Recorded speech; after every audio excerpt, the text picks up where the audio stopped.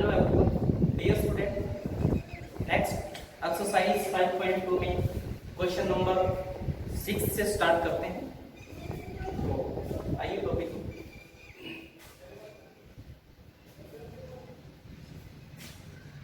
Question number 6 is minus 150 a term of 11 8 5 2।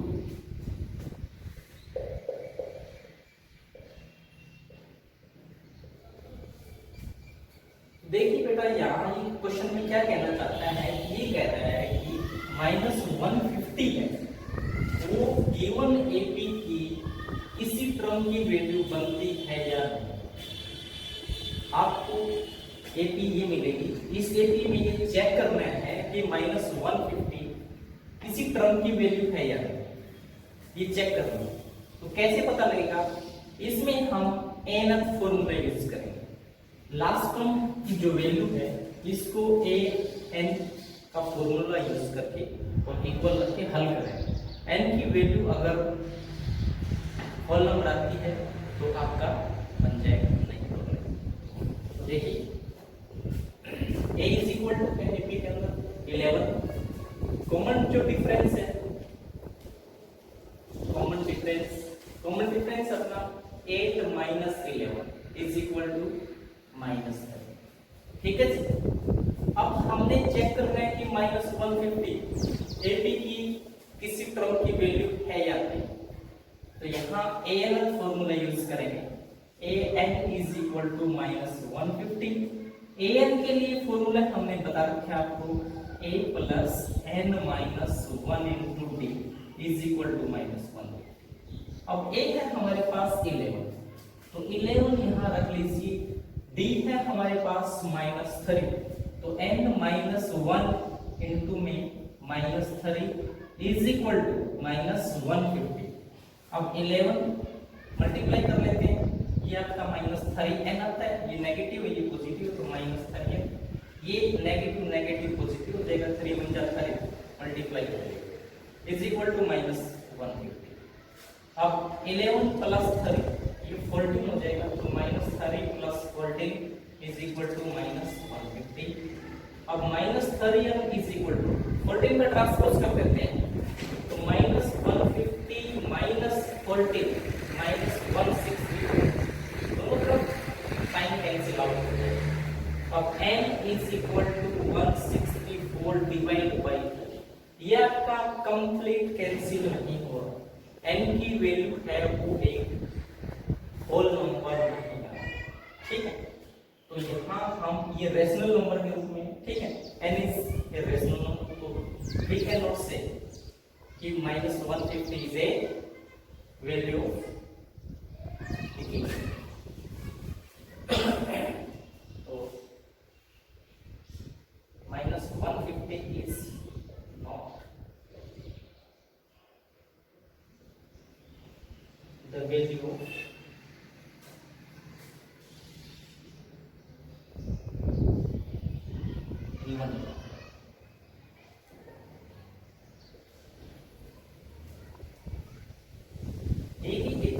-150 value. अब चलते हैं नेक्स्ट क्वेश्चन में।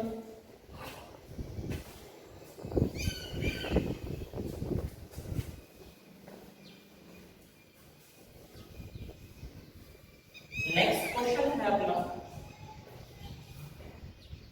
Question number 7। नेक्स्ट क्वेश्चन है 7। तो 7 में ये कह रहा है कि find out the 31st term of an AP. आपको एपी का 31वां पद निकालना है, 31वीं टर्म निकालना है, जिसकी जो 11वां टर्म है वो 38 है। ठीक है, तो ए 11वीं जो टर्म है उसकी वैल्यू है 38, 11वीं जो टर्म है उसकी वैल्यू है 38। तो ए 11 के लिए आपको फॉर्मूला लगेगा, तो a plus 11 minus 1 into D is equal to 38। तो a प्लस 10d ये आपकी इक्वेशन फर्स्ट रहेगा। अब ऐसे ही जो 16th टर्म है, 16वीं जो टर्म है, 16वीं टर्म की जो वैल्यू बनती है वो है आपकी 73। अब इसमें भी आपको a plus 16 minus 1 into D is equal to 73 ये हो जाएगा। अब a plus 15d is equal to 73 negative, ये आपकी इक्वेशन सेकंड। अब ये दोनों इक्वेशन है, इनको हल करके आप a और d यानी फर्स्ट टर्म और कॉमन डिफरेंस निकाल लीजिए। उसकी मदद से हम आप 31वीं टर्म निकाल सकते हैं। ठीक है, कोई भी टर्म निकाल सकते हैं उससे। तो from equation first and second, equation first और सेकंड को सॉल्व कर लेते हैं। a plus 10d is equal to 38 equation first. अब दोनों ही पॉजिटिव कैंसिल आउट हो नहीं पाते तो सबट्रैक्ट करना पड़ेगा। सबट्रैक्ट करेंगे तो ये नेगेटिव ये नेगेटिव ये नेगेटिव, जो ये सबट्रैक्ट करेंगे तो नीचे वाली जो इक्वेशन है इसके साइन चेंज हो जाएगा। तो ये आपका कैंसिल आउट, यहाँ आपका 5d रहता है, यहाँ आप क्या दोनों नेगेटिव है तो नेगेटिव साइन प्लस हो जाएंगे और ये हो जाएगा आपका, ये देख लेते हैं 73 है आपका और ये है 38।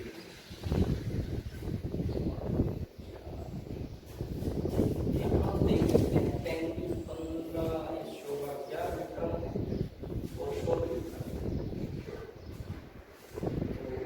एक ले 1 प्लस 20 इज इक्वल टू 38 और ये है आपका a plus 16 minus 1 a plus 15 बराबर है 73। यहाँ आपका नेगेटिव है, ये नेगेटिव साइन है यहाँ पे, तो नेगेटिव साइन नहीं है, तो नेगेटिव साइन नहीं है तो ये देखो आपका इसमें से सबट्रैक्ट हो जाएगा।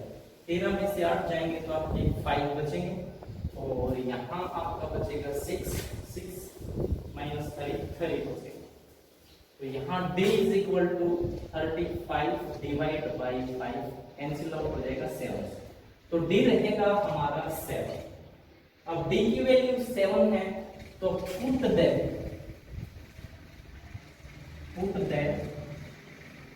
Value of d in equation first. Equation first में हम d की वैल्यू पुट कर लेते हैं। तो फर्स्ट इक्वेशन हमारी ये है, तो ये आएगा a plus 10 into 7 is equal to 38। तो a प्लस 70 बराबर 38। 70 का ट्रांसपोज कर देते हैं, तो ट्रांसपोज करोगे तो नेगेटिव, तो 38 माइनस 70, तो ये आएगा आपका 32 माइनस 32, ये a की वैल्यू रहती है। ठीक है, तो हमारा कॉमन डिफरेंस 7 है और हमारा जो फर्स्ट टर्म है वो 32 है माइनस 32। अब हमने क्या फाइंड आउट करना है, अब हमने 31st टर्म निकालना है। तो 31st टर्म निकालेंगे 31वीं टर्म, तो a plus 30d, a plus 30d। अब a की वैल्यू कितनी हमारे पास माइनस 32 है, जमा 30 गुना d का मान है 7 है, d है 7, ध्यान रख लीजिए। तो ये हो जाएगा आपका माइनस 32 प्लस 323 210। इसमें से आप घटाओगे वो आपका बच जाएगा जी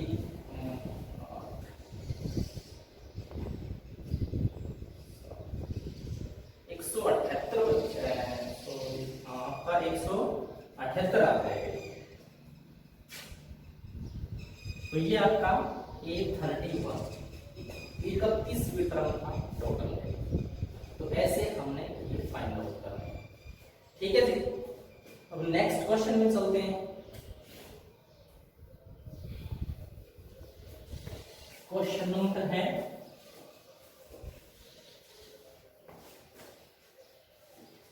क्वेश्चन नंबर सेम है जी, 8 बिल्कुल सेम है, ऐसे ही है, और 9 का भी ऐसे ही है। तो क्वेश्चन नंबर है अब आपके पास 10 का करते हैं। Question number 10, the 17th term of an AP exceeds of 10th term by 7, तो what will be the common difference? तो 10वें क्वेश्चन में ये कहना चाहता है कि एपी की जो 17वीं टर्म है वो 10वीं टर्म की बजाय 7 ज्यादा है। एपी की जो 17वीं टर्म है वो 10वीं टर्म से 7 ज्यादा है, अधिक है। तो what will be the common difference? Common difference निकालना है। तो ये है हमारा क्वेश्चन 10, ये है 17th term is equal to, ये है 10th टर्म। अब अकॉर्डिंग टू क्वेश्चन कंडीशन ये है कि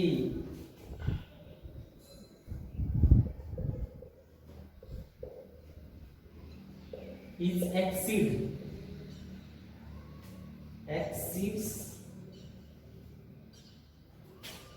its 10th term, 10th term by 7।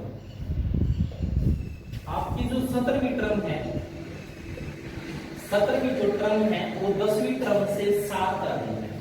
तो 7 अधिक है तो इसके अंदर क्या करोगे आप, ये ऑलरेडी 7 ज्यादा है तो आप दूसरी तरफ 7 प्लस कर दीजिए या फिर इधर नेगेटिव 7 करो, एक ही बात, ठीक है। तो ये अधिक है तो मैं यहां से सब्ट्रैक्ट कर लूं या फिर दूसरी तरफ प्लस कर दूं। तो a17 is equal to a10 और प्लस 7, ऐसे हमारा क्वेश्चन हल होते हैं। अब इसको इधर लेके आओगे तो a17 ये negative a10 is equal to 7। अब इसके लिए फॉर्मूला अप्लाई करें तो a plus 17 minus 1 into D minus a plus 10 minus 1 into D is equal to 7। अब जो ही ब्रैकेट हटाएंगे तो देख लीजिए a प्लस यहाँ 16d रहता है और फिर यहाँ माइनस और यहाँ फिर हो जाएगा a plus 9d is equal to 7।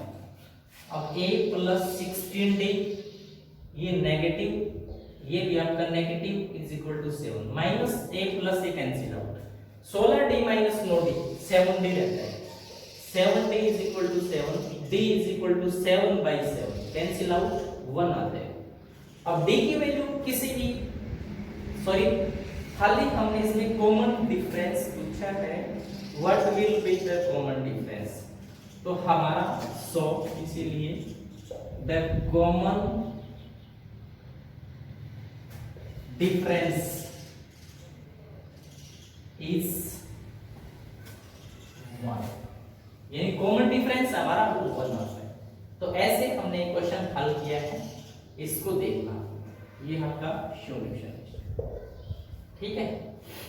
अब नेक्स्ट क्वेश्चन में चलते हैं।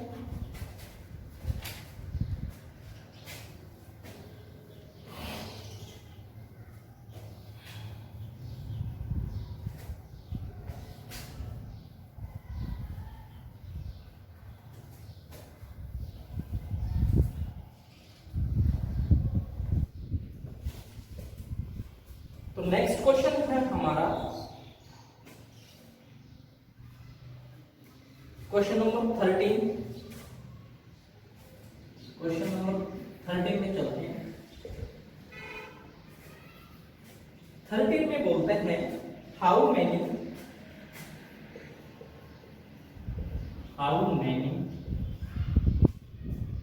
3 डिजिट्स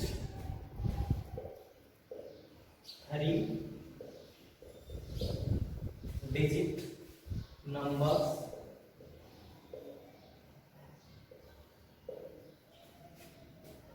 can be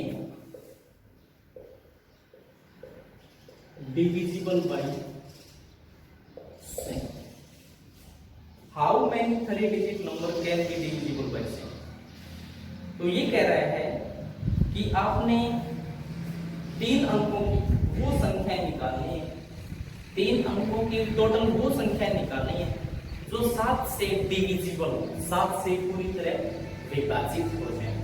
तो इसमें हम क्या बनाएंगे, इसमें एपी बनाएंगे, 3 डिजिट की एपी बनाएंगे जो 7 से डिविजिबल है। तो 3 डिजिट की जो फर्स्ट नंबर है, फर्स्ट संख्या है, वो हमारी 100 से शुरू होती है। लेकिन 100 क्या है, 100 7 से डिविजिबल नहीं है। तो फिर कौन सा नंबर है, तो फिर हमारा एपी बनेगी, तो फिर हमारा 7 से डिविजिबल होने वाला नंबर है 102। फर्स्ट नंबर ये है, 7 से विभाजित होने वाला ये नंबर है, फर्स्ट नंबर ये है, एपी का फर्स्ट नंबर ये बनेगा। ठीक है, इससे नेक्स्ट फिर क्या बन जाएगा, ऐसे कि फिर मान लो लास्ट जो नंबर है, हमने पता नहीं कि कितने नंबर है, वो हमने निकालने हैं। तो लास्ट नंबर होता है 1000, और 1000 होता है, ये 4 डिजिट का बनता है, लेकिन हमने 3 डिजिट का दिया। तो 9 देते हैं, तो ये 7 से डिविजिबल नहीं है। तो फिर क्या लेना पड़ेगा, 9 7 से इसको डिविजिबल करके देख लो। यहाँ पे 7 बन जा 7, 2 7 चौके फिर 28 1, फिर यहाँ हमें लेना पड़ेगा 4, क्या लेना पड़ेगा, 4 लेना पड़ेगा, 7 दूनी 14। ऐसे हम चेक कर लेंगे कि लास्ट नंबर है वो 7 से डिविजिबल होने वाला कौन सा नंबर है। तो वो होता है हमारा 994, 994। अब ये हमारी एपी बनती है, लेकिन हमने ये पता नहीं कि इसमें कुल कितने टर्म है, 7 से डिविजिबल होने वाली कुल कितने टर्म हैं। तो यहाँ ए की वैल्यू है, वो है हमारी 105, 105। कॉमन जो डिफरेंस है, डी की वैल्यू जो बन रही है वो 112 में से 105 घटा देते हैं, तो ये आपका 7 बनेगा। ठीक है जी। अब हमने चेक करना है कि ये जो वैल्यू है ये कौन सी टर्म की है। तो ए एन वाला फॉर्मूला लगा के और इसको इक्वल में रख लेते हैं। ठीक है जी। ए एन के लिए फॉर्मूला है a plus N minus 1 into D is equal to 994। अब ए की जगह पे वैल्यू पुट कर देते हैं 105, 105। एन का हमने पता नहीं है, निकालना है। डी की वैल्यू रख लेते हैं हम 7 इज इक्वल टू 994। अब 105 है, यहाँ पे 7 9 जा, तो सॉरी 7 के n से मल्टीप्लाई करते हैं तो 7n, 7 1 जा 7 इज इक्वल टू 994।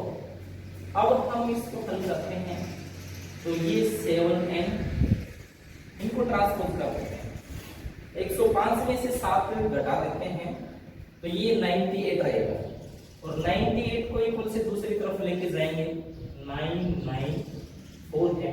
98 यहाँ पे आपका पॉजिटिव रहेगा, 98 को इधर लेके जाएंगे तो नेगेटिव हो जाएगा। तो यहाँ बचेगा आपका 7n इज इक्वल टू, तो यहाँ आपका बचेगा 800 और 96 बचेगा। ठीक है।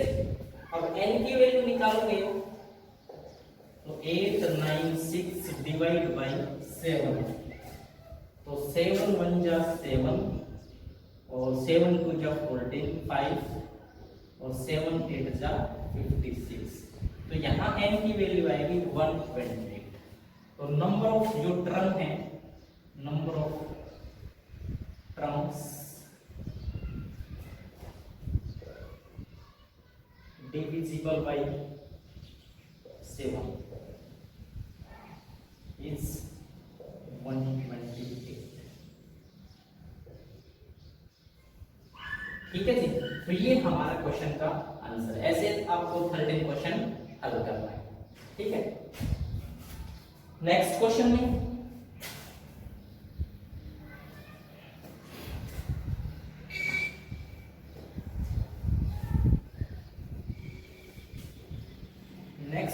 में चलते हैं।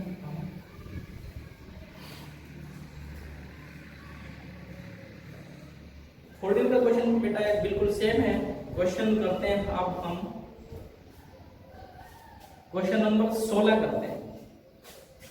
Question number 16, determine the AP determine करनी है, फाइंड आउट करनी है which have their third term 16, seventh term exceed the fifth term by 12। ठीक है, determine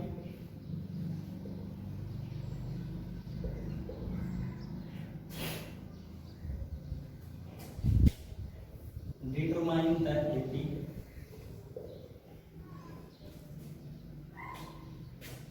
which have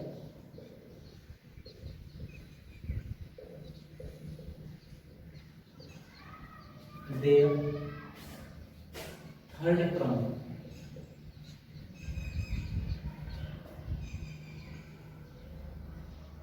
16 and seventh term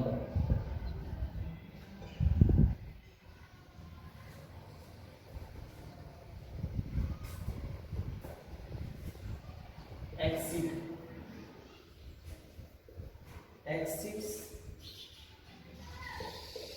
the fifth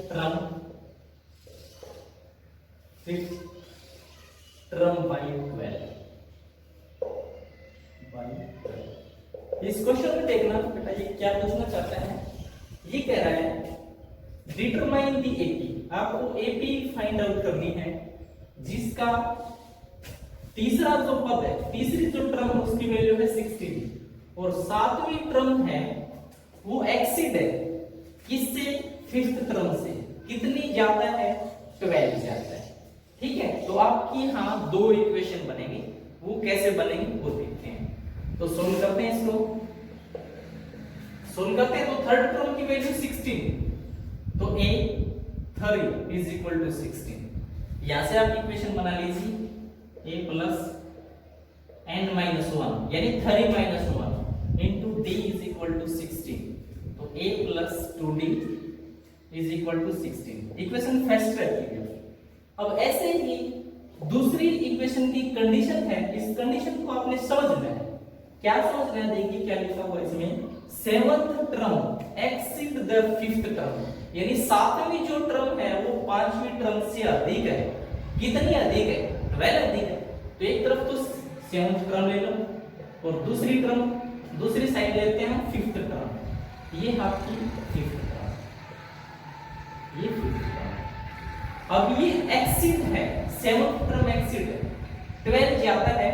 तो अकॉर्डिंग टू क्वेश्चन ये अधिक है, या तो इसमें सब्ट्रैक्ट कर लो आप, या फिर दूसरी तरफ जो टर्म कम है जिसकी वैल्यू कम है उसमें प्लस कर दो, एक ही बात रहेगी।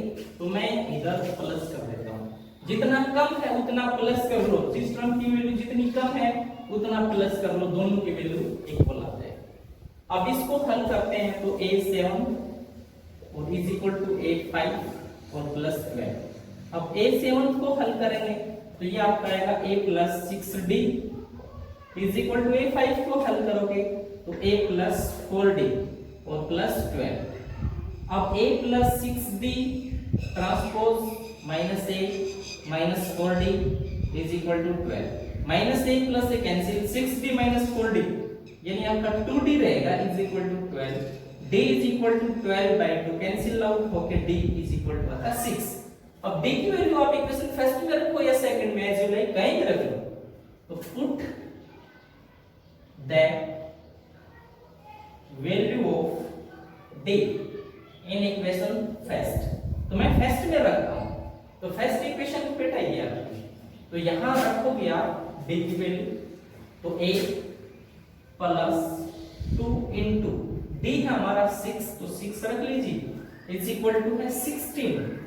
तो a plus 12 is equal to 16। 12 को ट्रांसपोज करते हैं तो 16 माइनस 12 इज इक्वल टू आएगा आपका 4। तो a की वैल्यू आती है और d की वैल्यू निकाल के हमने। अब हमने क्या निकालना है इसमें हमने कौन सी टर्म डिटरमाइन करनी है, ये लिखा हुआ है साफ साफ, डिटरमाइन द एपी डिटरमाइन करनी है। तो एपी बनाओगे आप तो देखिए एपी कैसे बनेगी, द रिक्वायर्ड एपी। तो एपी की जो फॉर्म है वो है हमारी A plus D, A plus 2d and so on. अब ए का मान कितना है हमारा, ए का मान है 4, तो यहाँ 4 रख लीजिए। यहाँ है 4 प्लस डी, डी है हमारा 6, फिर यहाँ 4 प्लस 2 इंटू डी यानी आपका आएगा 12। तो ऐसे ही वैल्यू चलती रहेगी, तो 4 10 और ये 16 हो जाएगा। तो ये आपकी रिक्वायर्ड इक्वेशन है, ठीक है। तो ये हमारा आंसर। तो ऐसे आपने इक्वेशन हल करना है। अब नेक्स्ट क्वेश्चन में चलते हैं। इस एक्सरसाइज का अगला क्वेश्चन है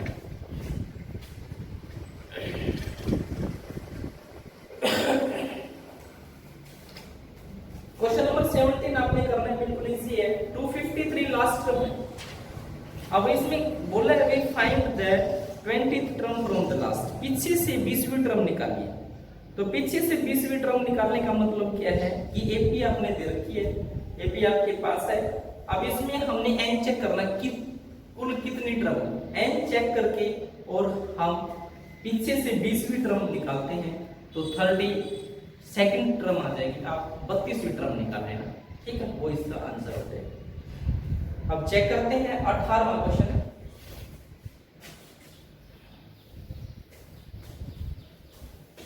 question number 18।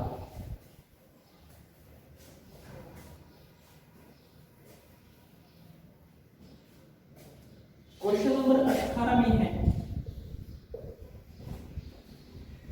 The sum of the 4th and 8th term of an AP is 24, यानी द सम ऑफ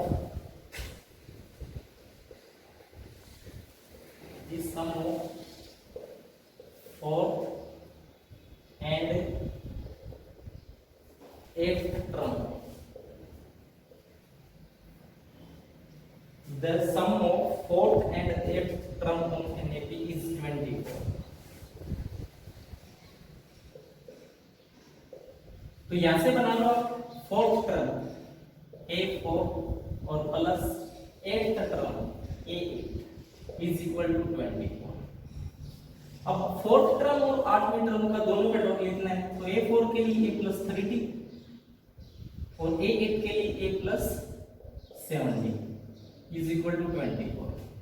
अब यहां से A plus A 2A, 7 plus 3 10D is equal to 24। Equation को 2 से डिवाइड कर लो, पूरी इक्वेशन को 2 से डिवाइड कर लेते हैं, तो A plus 5D is equal to 12। ये इक्वेशन फर्स्ट आएगा, ठीक है। अब ऐसे ही अगला मान, इसका अगली वैल्यू है the sum of 6th and 10th term, the sum of 6th and 10th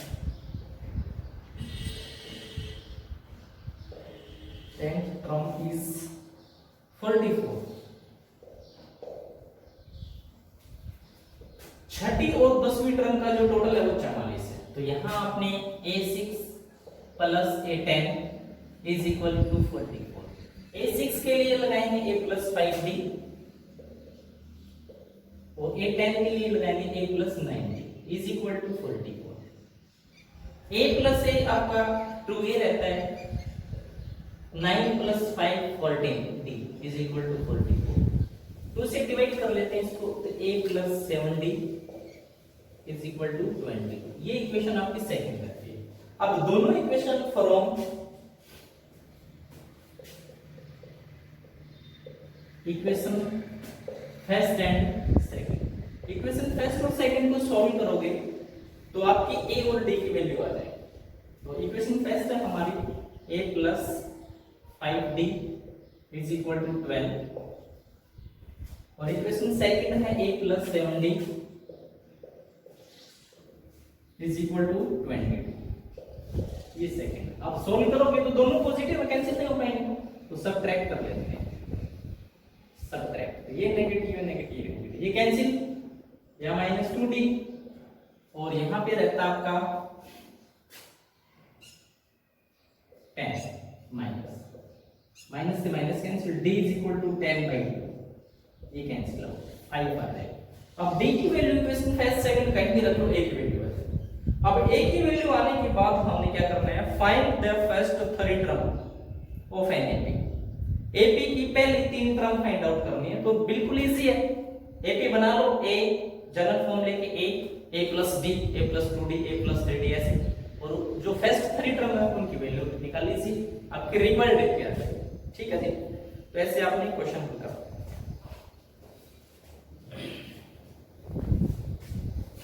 next question, last के दोनों क्वेश्चन बिल्कुल इजी हैं, एक क्वेश्चन सोल्व कर लेते हैं, उससे आपको पता लग जाएगा। क्वेश्चन नंबर 19 है आपका, Subbarao started work in 1995 at a salary of Rs 5,000 rupees and got an increment of Rs 200 each year.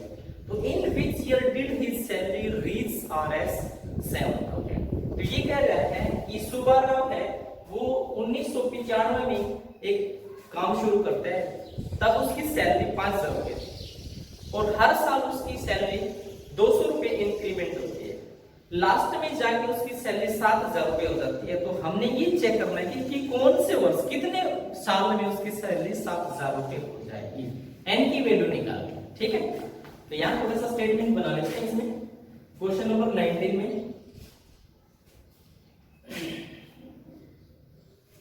Subbarao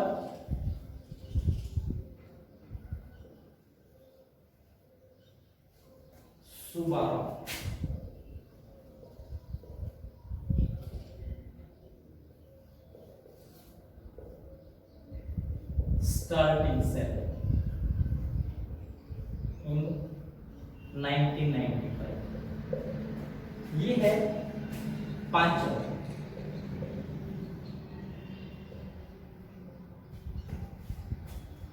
increment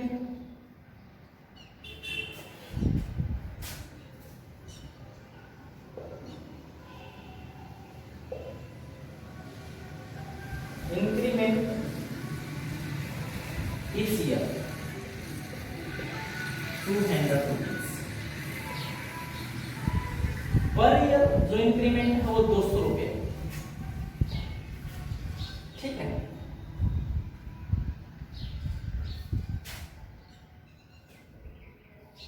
तो इन विच ईयर कितने साल में उसकी सैलरी,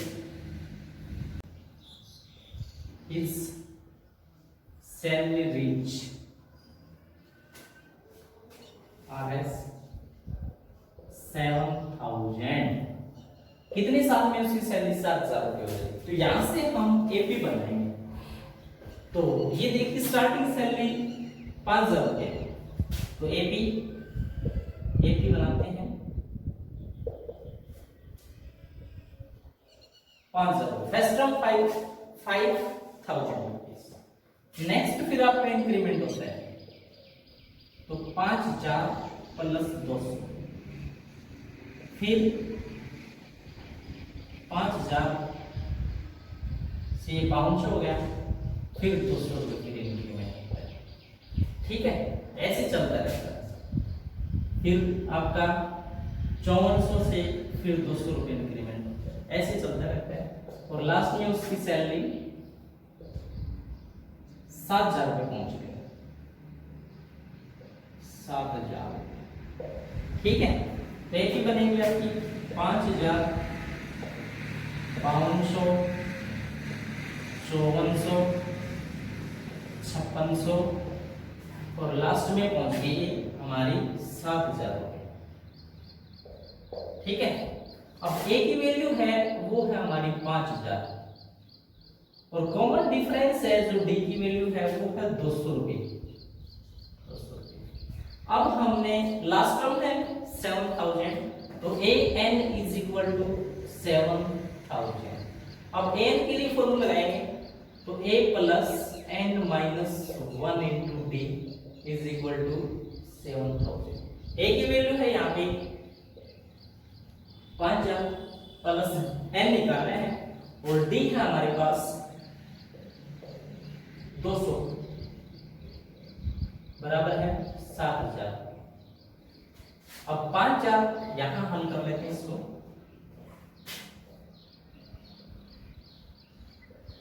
मल्टीप्लाई कर लेते हैं। 200 माइनस 200 इज इक्वल टू 7000। ठीक है, अब ये अपना इधर जाएगा, ट्रांसपोज करेंगे 200n, तो 7000 माइनस 5000, और ये 200 इधर जाएगा तो प्लस का हो जाएगा, तो यहां बचेगा आपका 2000, यहां से प्लस 200 2200 रुपए, 2200 हो जाएंगे यहां से। n इज इक्वल टू 200 से डिवाइड करोगे, 00 से 00 कैंसिल, 2 से 11। ठीक है, तो आपको n की वैल्यू मिलती है 11, तो 11 वर्ष में कितने हो जाएंगे? 7000 रुपए हो जाएंगे। ठीक है, तो इन 11 years shall reach 7000 rupees। यही हमारा क्वेश्चन है। एक्सरसाइज कंप्लीट हल करवाती है बेटा। ठीक है, कोई दिक्कत है तो ग्रुप में हमें डाल दीजिए, किसी भी प्रकार की कोई समस्या है तो। Thank you very much. Next video जल्दी आ जाएगी। ओके।